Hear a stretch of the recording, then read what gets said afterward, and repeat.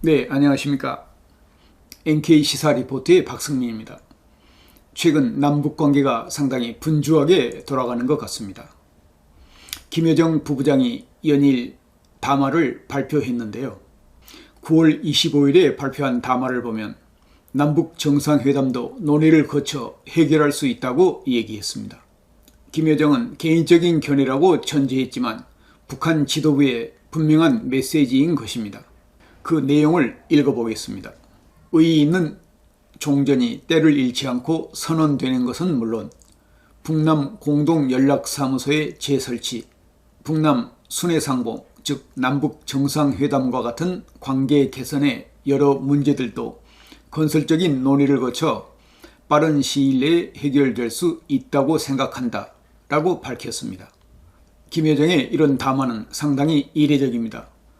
북한은 이제까지 자기들이 먼저 저 자세로 나온 적이 거의 없었기 때문입니다.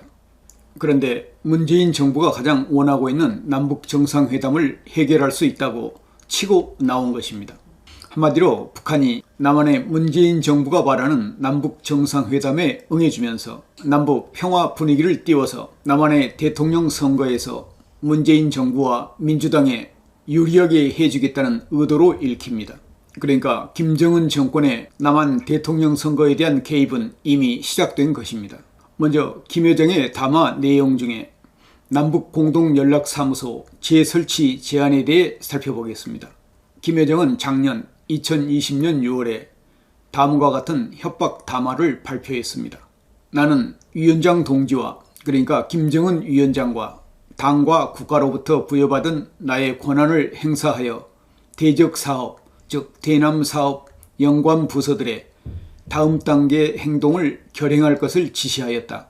멀지 않아 쓸데없는 북남 공동연락사무소가 형체도 없이 무너지는 비참한 광경을 보게 될 것이다. 이렇게 발표했습니다. 김여정이 이렇게 지시하고 나서 3일 뒤에 남북 공동연락사무소를 폭파시켰습니다. 남북연락사무소는 건설비용 180억 원과 유지비 등 총 235억 원을 남한 측이 지불하며 개성공단에 세운 건물입니다. 그런데 이제 와서 아무 일도 없었다는 듯이 사과 한마디 없이 남북연락사무소 재설치를 운운하고 있습니다. 여러분은 김여정의 이런 제안을 어떻게 보고 계십니까? 남북연락사무소 재설치를 제안하려면 김여정 본인이 폭파를 지시했던 것에 대해 한마디 유감 표명이라도 하고 나서 제안하는 게 상식적이지 않겠습니까? 김여정의 이런 담화는 남한을 너무 우습게 보는 언동입니다. 김여정의 이런 아나무인격인 행동은 그 본인에게도 문제가 있겠지만 문재인 정부의 책임이 크다고 봅니다. 김여정이 문재인 대통령에 대해 삶은 소대가리가 앙천대소한다, 겁먹은 개 등 동물에 비유한 저속한 표현에도 제대로 대처하지 않았기 때문입니다. 북한 지도부의 이런 조폭을 연상케 하는 담화는 국제외교의 수준에서 볼 때 한참 미숙한, 아니 한참 미개한 언동이지 보통의 국가라면 사용할 수 없는 표현입니다.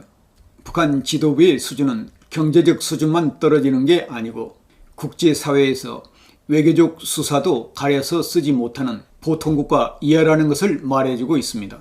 김여정은 또 하루 전날인 9월 24일에 남조선 정치권의 움직임을 주의 깊게 살펴보았다며 남북관계 회복을 바라는 남조선 각계의 분위기는 막을 수 없을 정도로 강렬하다는 느낌을 받았다고 말했습니다. 그러니까 이 말은 자신들이 이제까지 저 자세로 먼저 나온 적이 없는데 남북 정상회담에 응할 수 있다고 먼저 발표하기가 머쓱하니까 발표하기 하루 전에 남한 각계의 분위기가 강렬하다며 밑자락을 깔고 나서 다음날 담화를 발표하기 위한 사전 포석이었던 것입니다. 용이 주도한 담화입니다. 그러면서도 김여정은 개인적인 견해라며 담화의 톤을 낮췄습니다. 북한 최고 지도자의 여동생으로 북한의 실질적 2인자인 김여정이 발표한 담화가 개인적인 견해일 수는 없겠지요. 김여정이 담화에서 말하고 있는 숨겨진 키워드는 남한 정부가 원하는 남북 정상회담에 응해주겠다. 그래서 다시 한번 한반도의 평화쇼를 연출해 줄 테니까 무엇을 얼마만큼 배팅할 거냐 라고 문재인 대통령에게 사인을 보낸 것입니다. 이제 공은 남한 쪽에 와 있습니다. 앞으로 청와대 대선판의 수계산이 복잡해질 것으로 보입니다.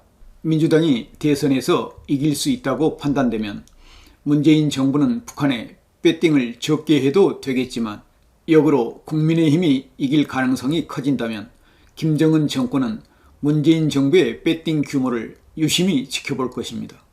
그런데 이해가 안 되는 점은 남한의 대통령 선거가 내년 3월 9일이니까 아직도 5개월 이상 남아 있습니다만, 김여정이 남북 정상회담에 운을 띄운 지금 이 시기가 너무 빠르다는 것입니다.